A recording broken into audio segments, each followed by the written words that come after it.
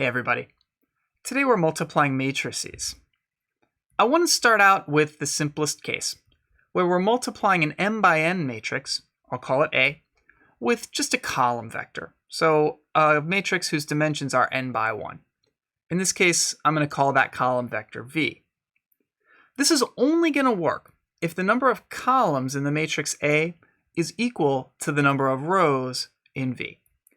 And the reason is that we're going to accomplish the multiplication AV by taking the dot product of every one of the rows of A with V. So I'm going to take the vector, in this case 2, -5, 1, and dot it with -1, 1, 0, and then dot it with 4, 0, -4, like so. When I simplify all of that in this case, I get -7, 4. The number of rows that result here is going to be the same as the number of rows in the original matrix A, because I'm doing one dot product for every row of A. You can see why it's necessary that we have the same number of columns in A and rows in V. The dot product is only defined when you're dotting two vectors of the same length. Here's an example. Let's compute the product of M and X. Here, M is 4 by 2, and X is 2 by 1. The number of columns in M is the same as the number of rows in X. So the multiplication is going to be defined. MX makes sense. Notice that when I write the dimensions underneath the matrix and the column vector, 4 by 2 and 2 by 1, those sort of interior dimensions match up. In each case, I've got a 2. That's a tip-off that the matrix multiplication is going to be defined. And that'll hold even when we step up to the more general case, multiplying two matrices. So let's actually do the computation here. I'm going to take the vector 4, 3 and dot it with each of those 4 rows to get a column vector with 4 rows in it. So for example, the first entry is 3, 2 dotted with 4, 3. When I simplify all of that, I get -6, -3, 22, 6. More generally, we can multiply an m by k matrix and a k by n matrix by dotting each of the columns of the second matrix with each of the rows of the first. So again, the number of columns in the first matrix has to match up with the number of rows in the second matrix, just as in the case with the column vectors. The result then is going to be an m by n matrix. So when you're multiplying two matrices, those inner dimensions have to match up. That's how you tell if the multiplication is even going to be defined. And those outer dimensions are going to tell you the dimensions of the resulting matrix. So an m by k times a k by n matrix is defined, and the result is going to be an m by n matrix. Now, I think matrix multiplication is a lot clearer when we actually do a problem or two. So let's jump in. Here's a couple of matrices, A and B. A is 2 by 3, and B is 3 by 2. So the matrix multiplication is going to be defined here. The inner dimensions are 3, those match up. The outer dimensions are both 2, so we're going to get a 2 by 2 matrix back. Here's how we actually do the computation. First, I'm going to take the first column of B, 4, 2, 6, and dot it with each of the rows in A, basically doing the matrix times that first column vector. That's going to be the first column of the product AB. Then I'm going to repeat the process with the second column of B, 3, 5, 1. I'm going to dot that with both of the rows of A to get the second column of the product matrix AB.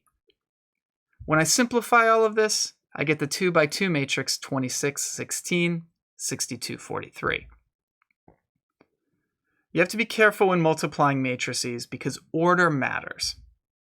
For instance, in this last example, if we multiply A and B, we get a 2 by 2 matrix. But if we multiply B and A, we get a 3 by 3 matrix.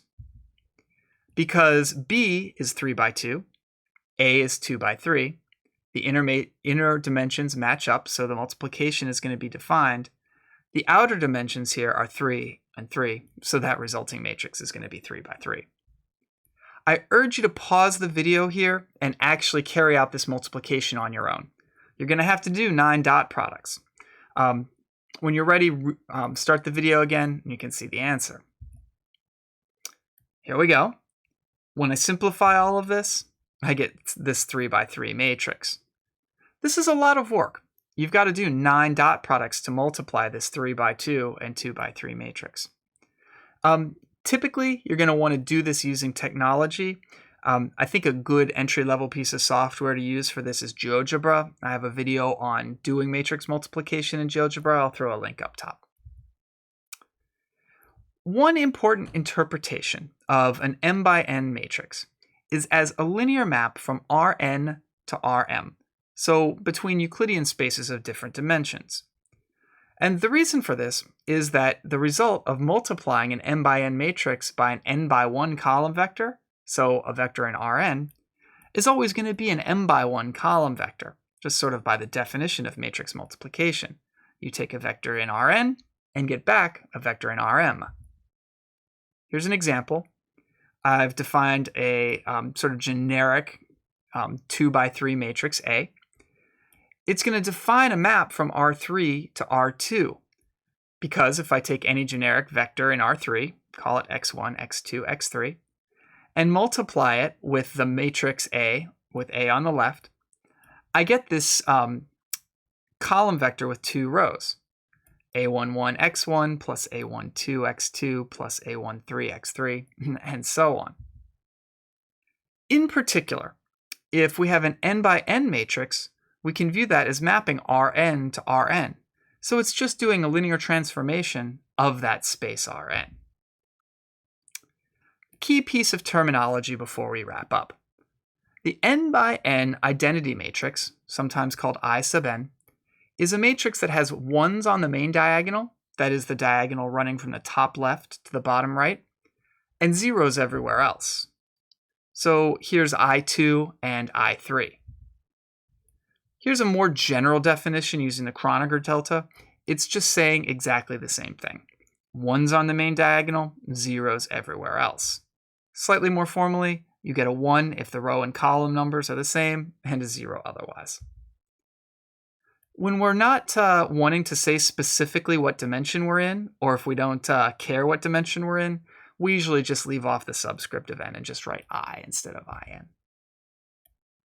The name for the identity matrix just comes from the fact that if you multiply an identity by any matrix A, you're always going to get A back, assuming the matrix multiplication is defined, if the matrices dimensions match up in the way they need to. So let's take this matrix A that's 2 by 3 and multiply it by the 3 by 3 identity matrix. If you do those dot products that I've described earlier in this video, you'll see that you get the exact matrix A back, -1, 1, 0, 4, 0, -4. Similarly, if I multiply an identity matrix on the left, I'm going to get the same matrix back. In this case, I have to use a 2 by 2 matrix to make sure that the matrix multiplication is defined. Those inner matrix dimensions have to match up as always.